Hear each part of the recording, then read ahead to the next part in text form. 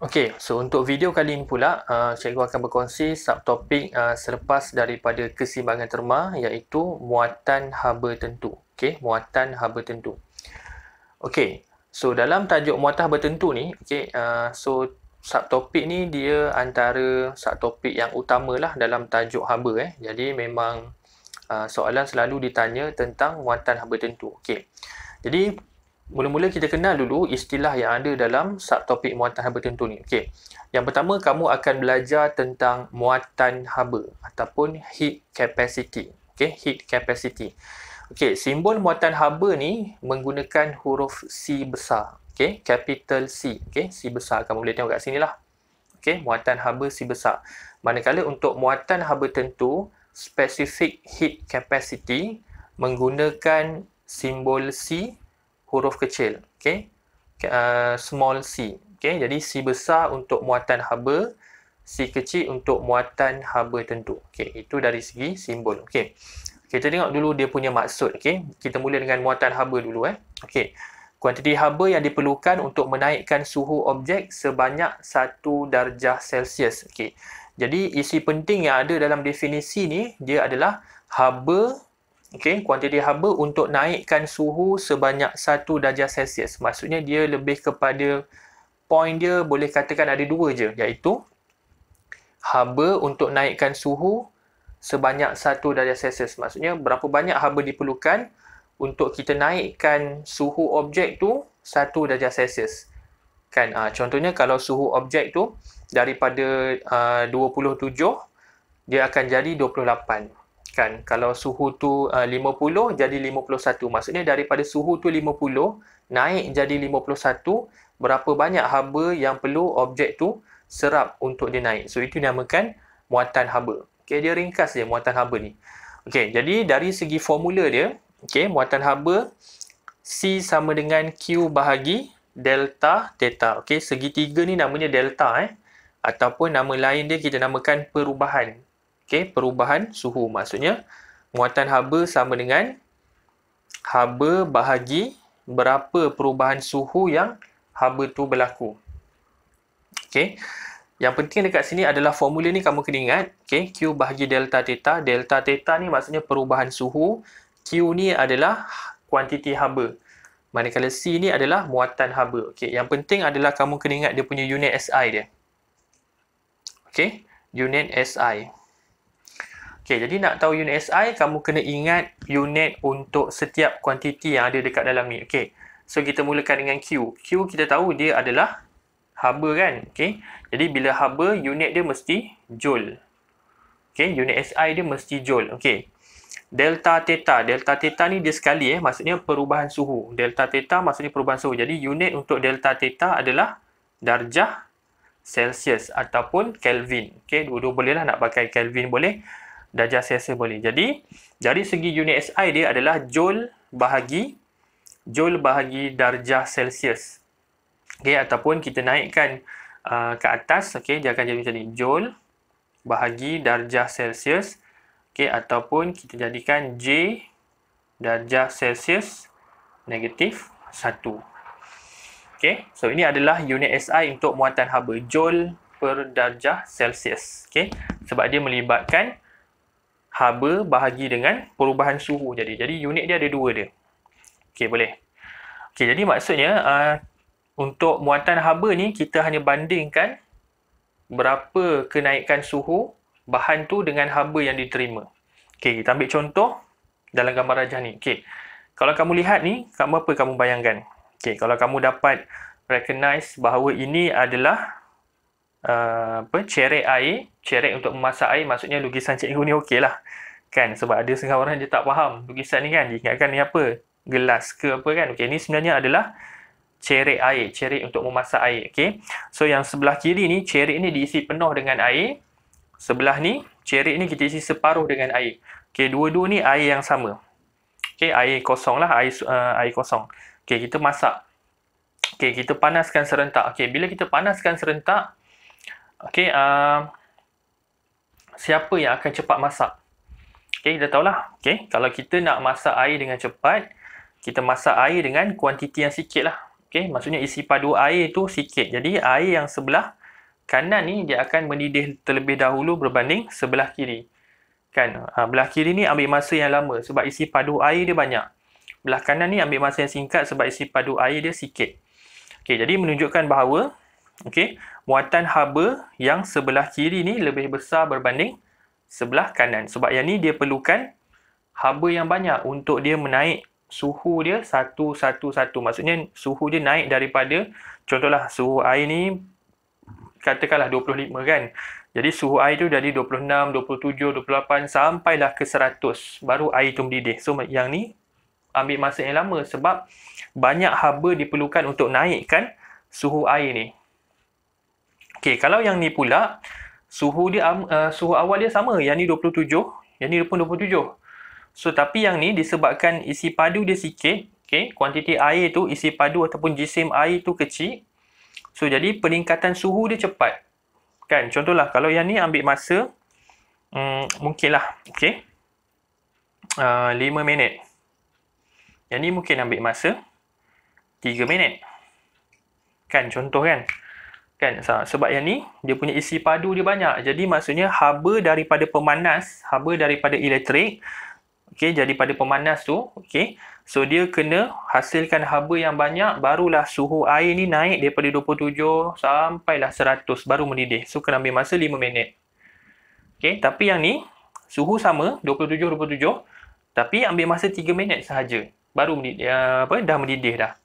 Kan, sebab dia punya suhu dia ataupun dia punya isi padu air dia sikit. Jadi peningkatan suhu dia cepat. Jadi daripada dua gambar rajah ni kita boleh nyatakan bahawa muatan haba air yang banyak ni lebih besar berbanding muatan haba air yang kecil. Ini contoh yang paling mudah lah yang kamu boleh fikir secara logik ataupun kamu boleh buat eksperimen dekat rumah kalau kamu ada cerik elektrik. Tapi sekarang ni orang dah pakai penapis air kan, dah ada air panas. Tapi boleh juga, mesti kat rumah kamu ada juga cerik kan. Jadi kamu boleh buat eksperimen. Kamu isi separuh, yang isi penuh. Yang isi separuh tu kamu cek guna jam, boleh jam handphone kan, stopwatch handphone tu. So jadi air isi padu yang sikit ni lebih cepat mendidih berbanding isi padu yang banyak. Antara lain muatan haba ni aplikasi dia, contohnya kalau kamu pergi makan menggunakan kamu order sup kan, jadi daripada sup mangkuk yang besar tu dengan sup mangkuk yang kecil tu, suhunya lebih cepat menurun berbanding, maksudnya mangkuk yang kecil tu suhunya cepat menurun berbanding mangkuk yang besar. Contoh kamu makan steamboat kan, steamboat tu sup dia banyak, jadi kamu pindahkan dekat mangkuk kecil. Mangkuk kecil tu sup dia akan cepat sejuk. Suhu dia akan cepat menurun. Sebab muatan haba dia kecil. Kalau sup tu dalam mangkuk yang besar tu, suhu dia lambat turun, muatan haba dia besar. Sebab dia banyak kan. Konsep dia macam ni jugalah. Kan, yang ni dia cepat masak, yang ni lambat masak. Samalah kalau konsep membebaskan haba pun, sup dalam mangkuk kecil tu cepat sejuk. Kalau sup dalam mangkuk besar lambat sejuk. Itu pun muatan haba juga. Antara lainnya kamu boleh tengok dekat buku teks ada kalau gelanggang, kalau kamu tengok dekat sekolah kamu ada court badminton ke court basket ke yang dekat luar lah, dekat outdoor. Contohnya court gelanggang basketball, ataupun gelanggang tenis. Gelanggang tenis dengan rumput dekat sebelah dia. Jadi kalau kamu pergi waktu tengah hari, kamu akan rasa kalau kamu pijak rumput tu, kamu rasa tak panas sangat. Tapi kalau kamu pijak gelanggang tenis ataupun gelanggang basketball tu, kamu akan rasa panas. Itu disebabkan muatan haba antara rumput dengan permukaan gelanggang tu berbeza. Itulah yang menyebabkan suhu dia tak sama. Boleh faham muatan haba. Jadi muatan haba tentang peningkatan suhu dan haba yang diperlukan. Kita masuk pula muatan haba tentu, specific heat capacity. Kita tengok dulu definisi dia. Kuantiti haba yang diperlukan untuk menaikkan suhu sebanyak 1 darjah Celsius bagi jisim 1 kilogram bahan. Kalau kamu sekali baca nampak lebih kurang je macam muatan haba, tapi dia ada pertambahan jisim kat sini. Kalau kamu tengok kat sini ada jisim. Jadi maksudnya untuk muatan haba tentu tu kita kena ambil kira juga jisim bahan. Kalau muatan haba, kita hanya fokus suhu dan juga haba. Okey, kuantiti haba untuk suhu. Okey, kalau muatan haba tentu, kita kena fokus, of course lah, haba. Kemudian suhu dan ada satu lagi pertambahan jisim bahan. So, jadi 3 lah kuantiti penting dalam muatan haba tentu. Okey, boleh? Haba, jisim, peningkatan suhu. Okey, nampak beza dua. Sebab tu cikgu letak sebelah-sebelah. Supaya kamu boleh bezakan muatan haba dengan muatan haba tentu. Okey, jadi muatan haba tentu kita kena consider juga ambil kira jisim bahan tu. Okey. Jadi yang ni popular lah. Definisi yang soalan akan selalu tanya maksud muatan haba tentu. Okey, kita terus tengok dia punya formula. Okey. Kita tahu muatan haba tentu C kecil Q bahagi M delta theta. Q bahagi M delta theta. Okey, kalau muatan haba tadi Q bahagi delta theta je, ada dua je. Q dengan delta theta. Yang ni Q bahagi M delta theta. Ada pertambahan M iaitu jisim. Okey, mass. Okey. Jadi sama, kita nak keluarkan unit SI dia.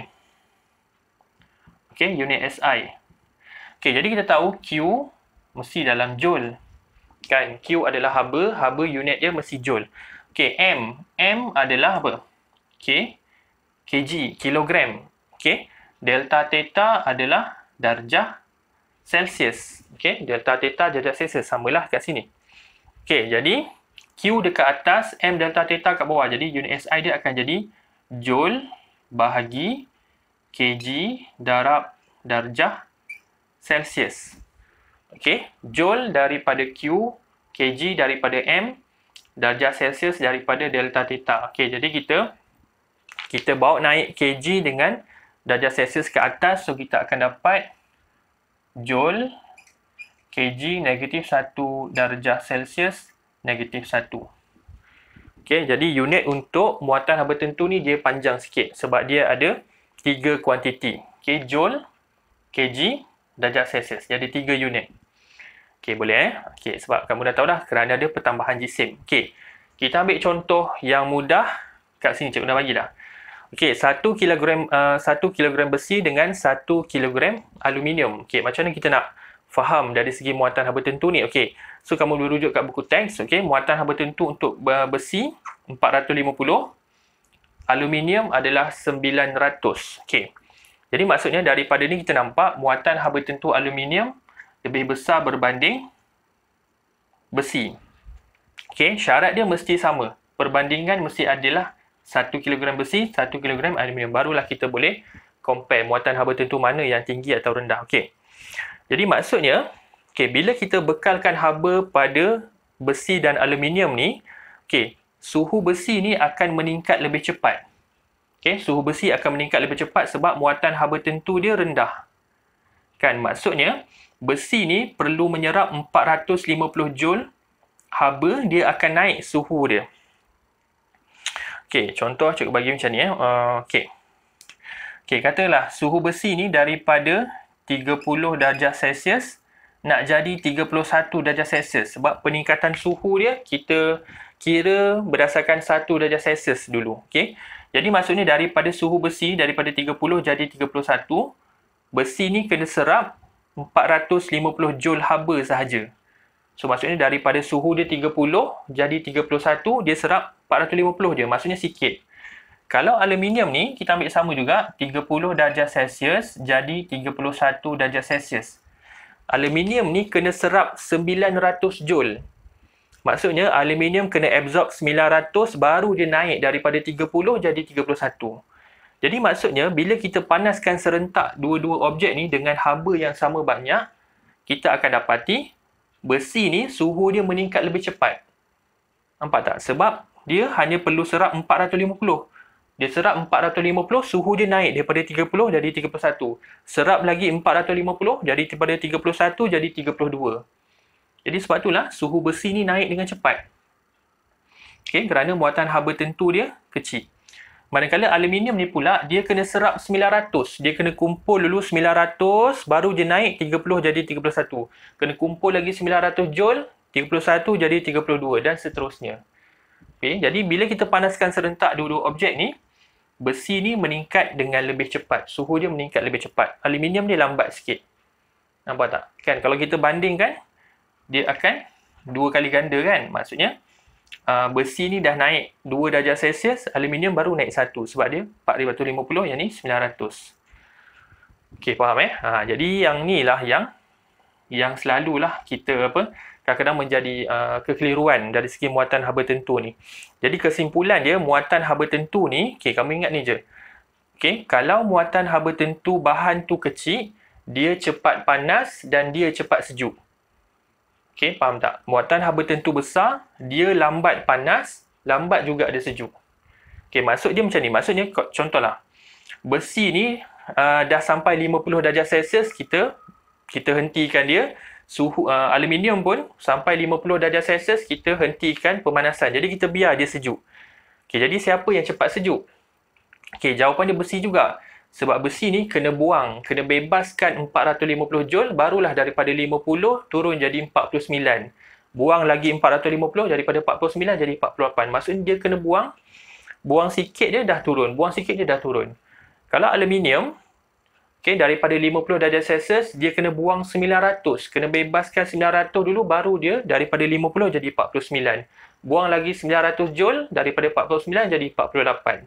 Jadi sebab itulah aluminium ni lambat sejuk. Muatan haba tentu kecil, suhu tu naik cepat, suhu dia pun cepat turun. Kalau muatan haba tentu besar, 900, suhu dia naik lambat, okey, turun pun lambat. Okey, boleh. Okey, jadi kamu hafal muatan haba tentu kecil, cepat panas, cepat sejuk. Muatan haba tentu besar, lambat panas, lambat sejuk. Okey, boleh. Okey, jadi kalau kita tengok muatan haba tentu ni, subtopik dia panjang juga, dia ada aplikasi dia. Tapi untuk permulaan ni, kamu boleh bezakan dulu muatan haba dengan muatan haba tentu, definisi, okey, formula, unit SI dan contoh yang simple cikgu bagi ni. Okey, jadi kalau ada apa-apa boleh tulis kat komen kat bawah, okey. Kalau ada apa-apa, okey, jangan lupa share, like, komen, okey, macam biasalah. Okey, jumpa lagi. Terima kasih.